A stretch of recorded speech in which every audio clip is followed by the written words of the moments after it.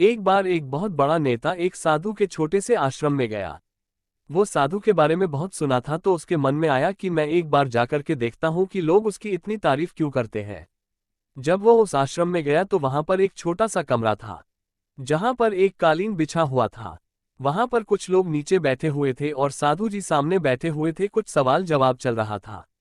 वो नेता उस आश्रम में आया और उस नेता के साथ में 4 बॉडीगार्ड भी थे और उसकी यह आदत थी कि जहां पर भी वह जाता था, लोग अपनी जगह से खड़े हो जाते थे और उसकी तरफ देखते थे, हाथ जोड़ते थे और सर झुकाते थे।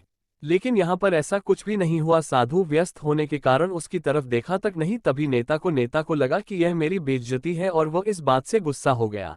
नेता ने थोड़ा गुस्से से साधु की बात को बीच में काटते हुए कहा कि मैं आपसे कुछ कहना चाहता हूँ। साधु ने उसकी तरफ देखा और बोला, आप थोड़ी देर रुकिए, पहले मैं इनके सवाल का जवाब दे दूं, उसके बाद मैं आपसे बात करता हूँ, तब तक आप अगर चाहे तो आप बैठ सकते हैं।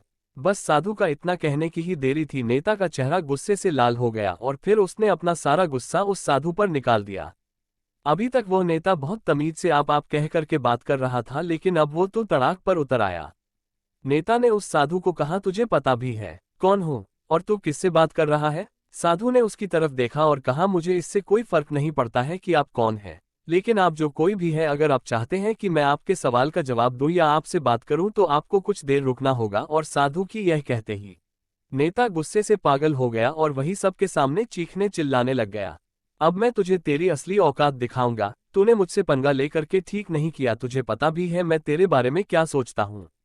साधु ने फिर से नेता की तरफ देखा और बड़े ही प्रेम से कहा कि मुझे इससे कोई फर्क नहीं पड़ता कि आप मेरे बारे में क्या सोचते हैं, आप जो चाहे वो मेरे बारे में सोच सकते हैं। फिर नेता ने उससे कहा कि तू चाहे सुनना चाहता है या नहीं, लेकिन मैं तुझे यही सबके सामने बताऊंगा कि मैं तेरे बारे में क्या सोचता हूँ। तू कोई साधु नहीं है, तू एक बहुत ही घटिया इंसान है, तू एक ढोंगी है, पाखंडी है और यहाँ पर जितने भी लोग बैठे हैं उन सबको बेवकूफ़ बना रहा है। तेरा बस एक ही मकसद है, इन लोगों की जेब में जितना भी पैसा है वो सब तेरे पास में आ जाए। तू अपने फायदे के लिए इन लोगों का इस्तेमाल कर रहा है और अब मैं तुझे नहीं छोड़ने वाला हूँ। पूरी दुनिया के सामने तेरा पर्दाफाश करके रहूंगा। लेकिन उसके इतना बोलने के बाद भी हल्की सी मुस्कान उस साधु के चेहरे पर बनी ही रही।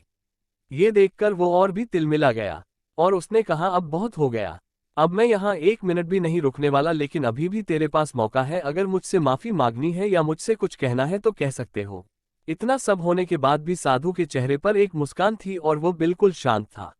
और फिर उन्होंने अपनी आंखें बंद करी और फिर साधु ने अपनी आंखें खोली, हाथ जोड़े और कहा कि मुझे आपसे कोई गिला शिकवा नहीं है, आपके लिए मेरे मन में कोई भी गलत ख्याल नहीं है। जो भी मेरे बारे में आपने कहा वो आपकी अपनी सोच थी, तो मुझे आप में कोई भी बुराई नजर नहीं आती है, मुझे आप बहुत ही भले इंसान लग रहे हैं। और साधु के इतना कहते ही नेताजी का दिमाग 7वें आसमान पर पहुंच गया।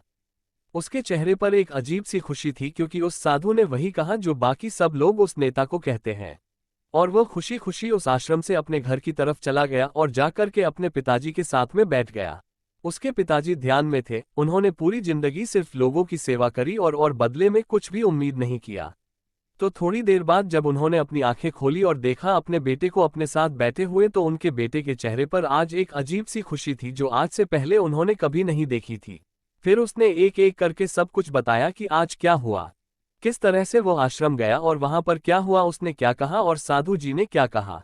जब उसके पिताजी ने पूरी बात सुनी तो थोड़ा सा मुस्कुराए और अपने बेटे को देख करके बोले कि उन्होंने तुम्हारी तारीफ नहीं करी, क्योंकि उन्होंने वो नहीं कहा कि जो वो खुद है, और तुमने जो भी कुछ उनको कहा वो नहीं कहा कि जो वो है, बल्कि तुमने वह कहा जो तुम खुद हो।